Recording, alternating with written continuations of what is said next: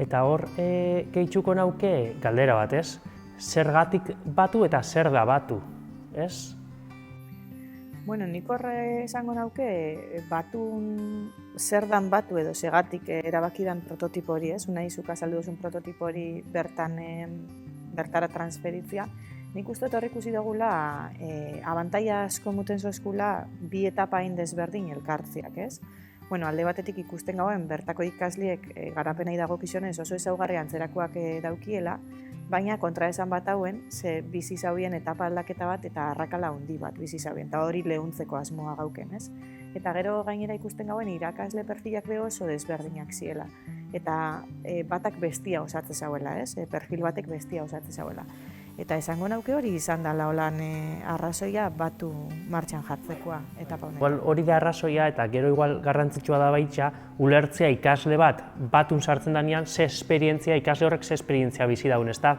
Hor zuk bai esan duzu biziko dauela 8 esperientzia mota, baina igual bakoitzan inguruan pintzeladatxo batzuk emuti, ezta? Ikasle honek eukiko daue, pertsona horrek eukiko daue klik momentua egunaren eta astiaren hasiera eta amaiera deitzu dotzauna, proi momentua, egoera, arazo edo erronka real batei modu eurak sujeto bihurtuz erantzun bat aurkituko dutziena, galdera gidari baten bitxartez, eukiko daue sakon momentua, trebetasun batzuk garatzeko lanketa espezifikua, ezta?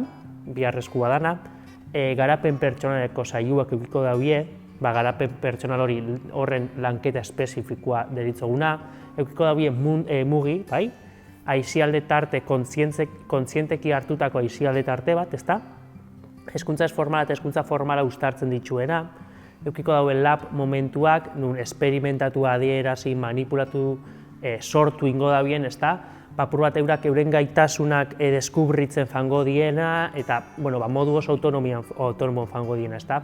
Eukiko daue bizi, azkenean kronopedagogian baitan momentu edo aste batzuk berariaz beste modu baten programauta dauzenak, bai bokazioekin lotura itxeko, adimenan iztunekin baitxa eta baitxa ikaskuntza zerbitzua bizitzeko, ezta? Eukiko daue bidean momentua, azkenik, apur bat tutoritza personalizatua irakasle bakoitzakin tarte bat hartzia, ezta?